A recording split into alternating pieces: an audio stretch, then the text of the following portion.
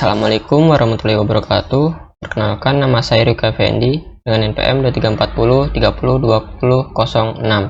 Di sini pada kesempatan kali ini saya akan membuat sebuah sistem kontrol sederhana di Simulink MATLAB. Langsung saja untuk membuka MATLAB-nya.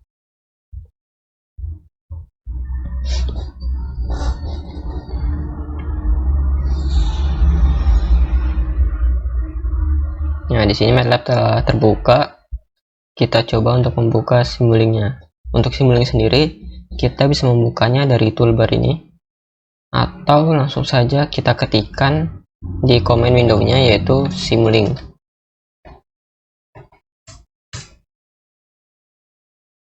Kita tunggu untuk Simulink-nya.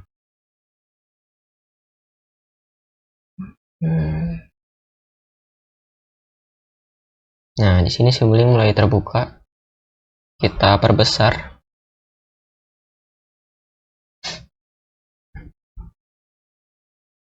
Kita masuk ke sini, blank model.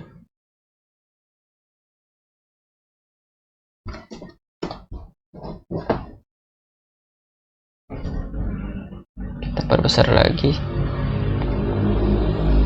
Nah, sebelum kita membuat sistem kontrol sederhananya, di sini saya akan menjelaskan sedikit mengenai sistem yang akan kita buat ini. Sistem yang akan kita buat ini merupakan sistem umpan balik tertutup atau closed loop control system. Nah, yang dimana di sini akan terdapat sebuah masukan, yaitu input. Kemudian ada pengendali berupa fungsi alih atau transfer function, serta ada keluaran, yaitu output, yang dimana akan diberi umpan balik kembali atau diberi umpan balik berupa input lah. Nah, sebelum kita membuat, di sini kita perlu mengklik view, kemudian masuk ke library browser.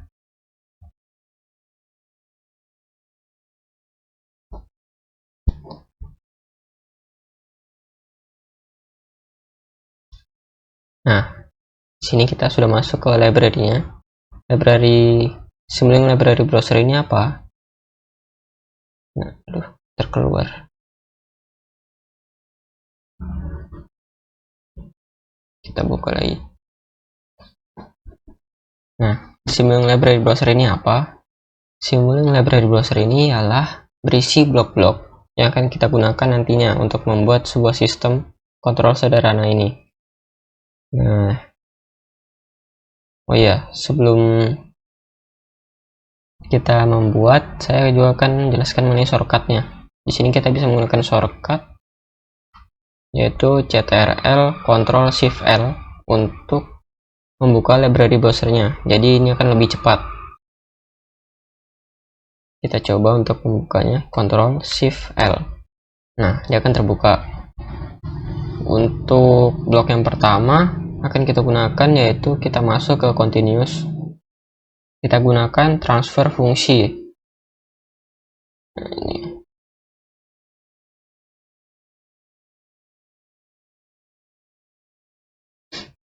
Transfer fungsi. Nah, kita tekan di tengah. Kita coba untuk perbesar.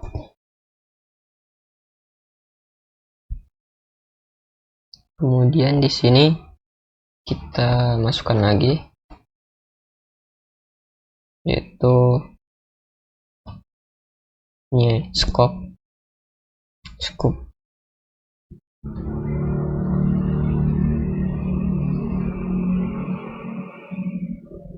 Kita letakkan di sini. Kemudian kita gunakan source, step input. Nah, ini sebagai inputnya nanti.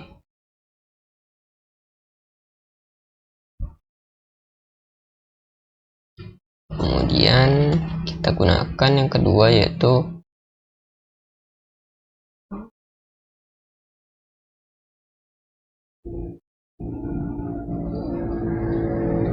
sum.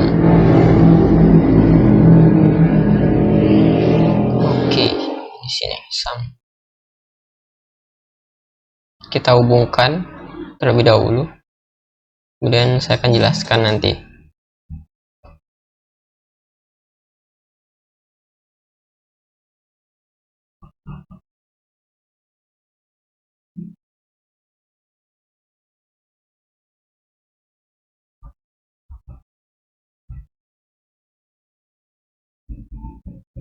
Nah, oke, seperti ini.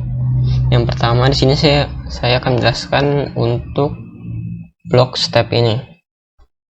Nah, blok step ini berfungsi sebagai step input. Nah, mengapa dia disebut dengan step input?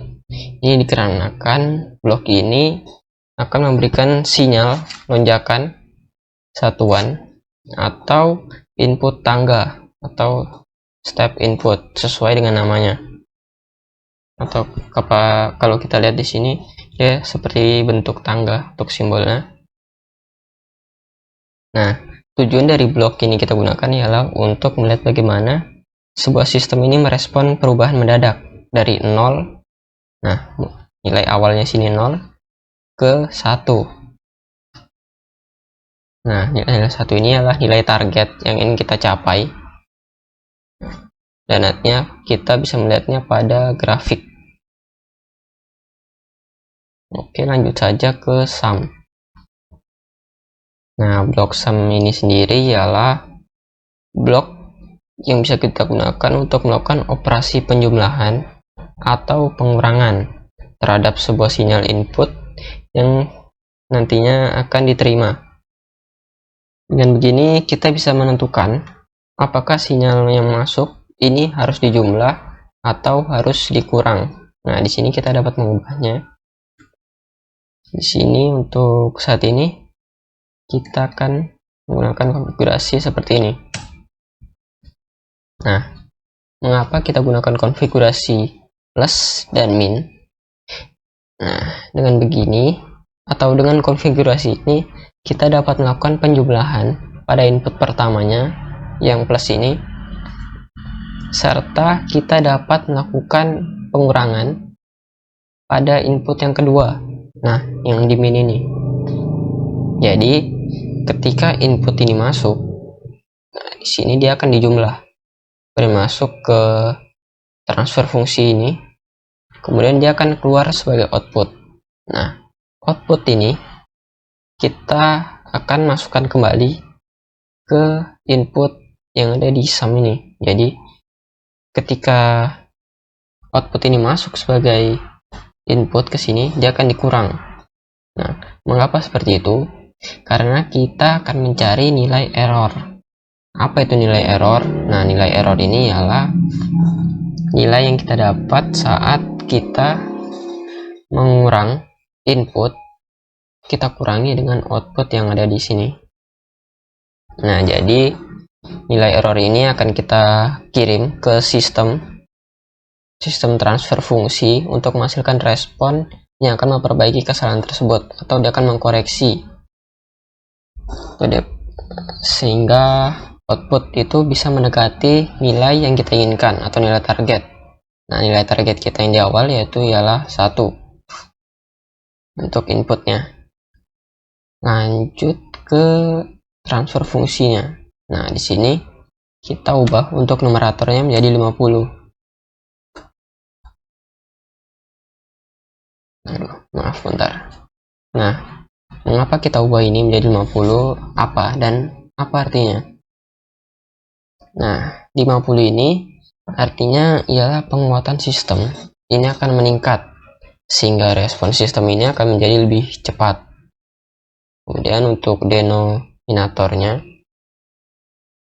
kita masukkan 1, 10 dan 0.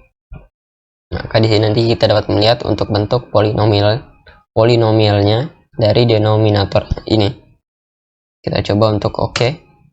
Nah, bentuk polinomial dari denominator yang tadi ialah S pangkat 2 plus 10S. Nah, dengan bentuk seperti ini atau dengan bentuk sistem ini, kita bisa melihat bahwa sistem ini menjadi orde 2. sehingga kita nantinya akan memiliki karakteristik seperti overshoot, waktu naik, dan waktu stabil yang dapat kita lihat pada scope. Nah, kita langsung saja kita masuk ke scope ini. Nah, scope ini apa? Scope ini adalah seperti tampilan grafik yang ada seperti di osiloskop. Maaf, dia keluar lagi, astaga.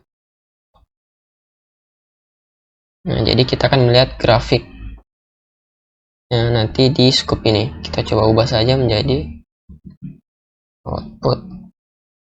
Oke, seperti ini. Nah, langsung saja kita bisa untuk merunningkannya. Kita klik run atau jalankan di sini.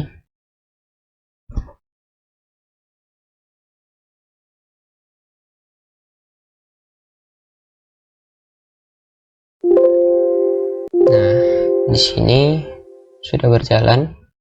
Kita coba klik 2 kali untuk outputnya. Nah, dapat kita lihat setelah kita jalankan, kita dapat melihat untuk hasil simulasinya, yang dimana inputnya ini dimulai dari 0 seperti yang kita lihat dari tadi, dimulai dari titik 0. Nah, kemudian akan naik secara cepat. Nah, kenaikan yang secara cepat ini akan mengakibatkan terjadinya overshoot. Apa itu overshoot? Nah, overshoot sendiri adalah kondisi di mana nilai output ini melebihi dari nilai target yang kita inginkan. Kemudian dia akan kembali ke titik yang stabil, yaitu nilai yang kita inginkan tadi atau nilai target yang kita inginkan tadi ialah 1. Nah, dia akan naik dan melebihi nilai 1. Kemudian akan kembali ke titik atau nilai target kita yaitu 1 secara stabil.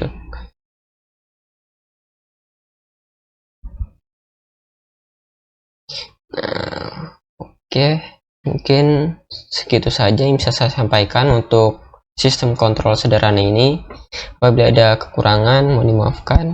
Wassalamualaikum warahmatullahi wabarakatuh.